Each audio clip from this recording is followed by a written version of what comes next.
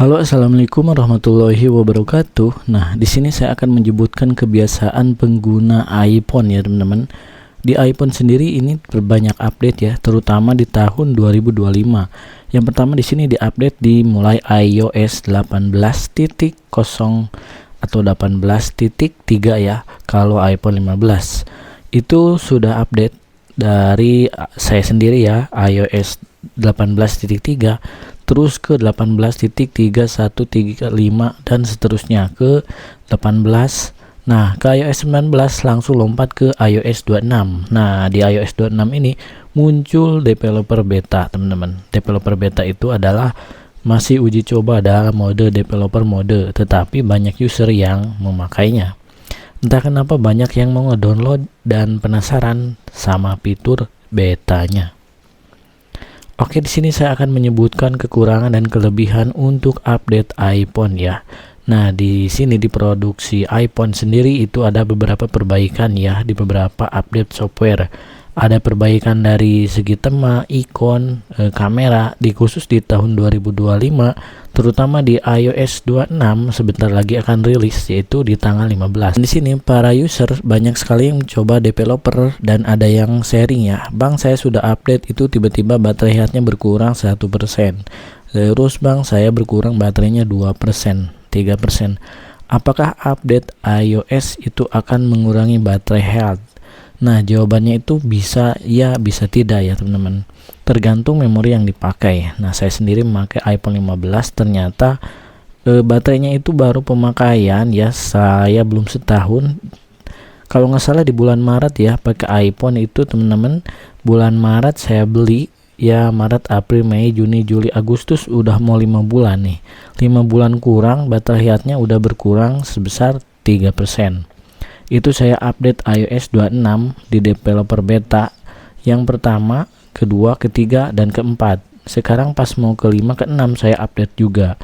Pas iOS beta 5 itu berkurang baterai health-nya teman-teman langsung 2%, seperti itu ya. Nah, karena mengapa? Karena di sana pas install itu WiFi-nya mungkin agak jelek, terus di sini memorinya penuh. Nah, itu yang menyebabkan baterai health berkurang. Ini mungkin baterai health tidak berpengaruh buat pengguna Android. Tapi kalau misalkan teman-teman menggunakan iPhone, nah justru di iPhone itu ada fitur itu. Jadi kita bisa melihat ya. Cheat-cell-count saya 99 kali, tapi baterai health sudah berkurang 3% dan update sudah sekitar 5-6 kali kalau nggak salah. Nah, jadi apa pentingnya sih di update? Nah, penting kalian menunggu yang versi full version atau bukan yang beta ya, yang publik iOS 18.6 publik. Misalkan seperti itu, yakin bugnya mungkin bakal sedikit. Perbedaannya hanya ada di keawetan baterai, ada segi dari mode ya, ikon dan lain-lain. Nah, overallnya kalau yang udah publik biasanya itu mesinnya sudah di-upgrade secara maksimal dan itu sudah tes uji coba, biasanya seperti itu. Makanya ada yang beta berarti masih belum full version. Nah, kebiasaan user ini selalu mengupdate yang beta karena penasaran ingin mencoba ya, seperti itu. Oke, untuk kelebihan di iOS 26 di sini teman-teman menggunakan lebih smooth, ikonnya lebih bagus, jelas ya. Terus ada peningkatannya dari baterai ya, teman-teman. Baterainya awet sekali dan saya pengguna iOS 18 terus rubah ya ke iOS 26. Ya, 26 ini sampai beta 6. Saya ini yang beta 6 smooth banget ya. Nah, karena penasaran saya install, akhirnya baterai health-nya berkurang.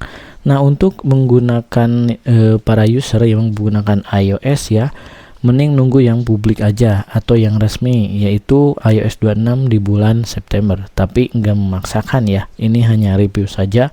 Ternyata benar baterai health-nya berkurang, seperti itu.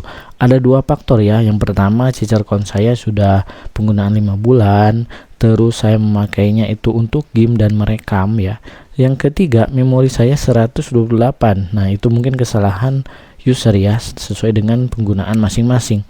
Saya di sini untuk mereka main game ya, dipakai sama bocil, kadang-kadang baterainya panas waktu di iOS 18.5 sama iOS 26 versi beta 4. Nah, itu sangat panas banget dan boros baterai. Nah, setelah iOS 26.6 ini lebih dingin nonton YouTube, game juga lebih dingin, itu entah kenapa ya.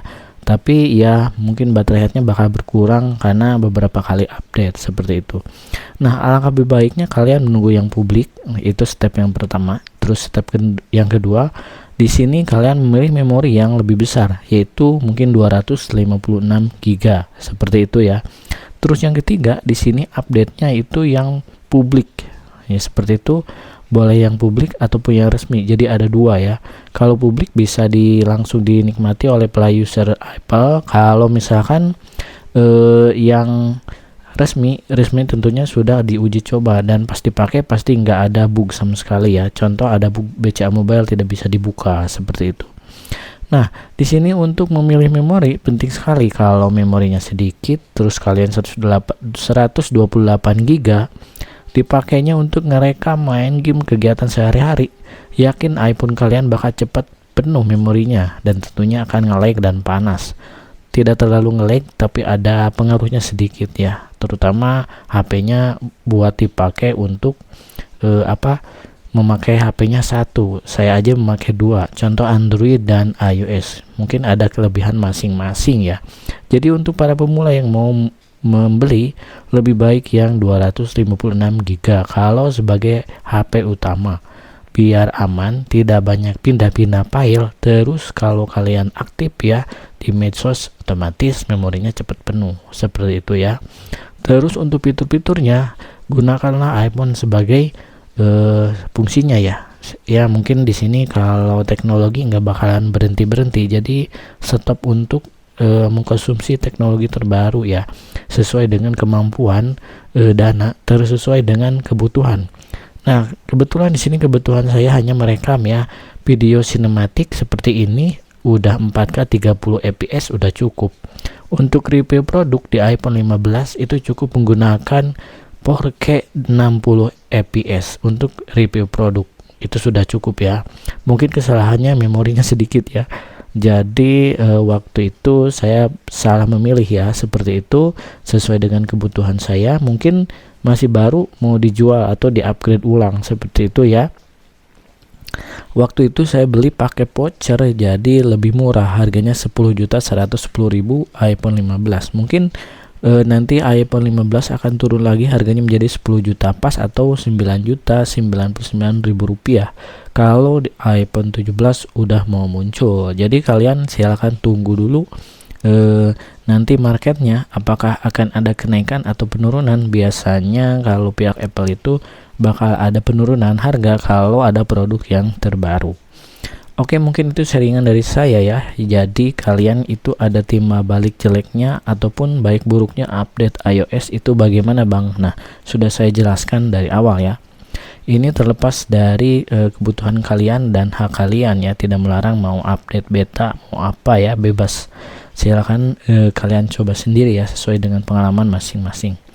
Oke, terima kasih. Assalamualaikum warahmatullahi wabarakatuh.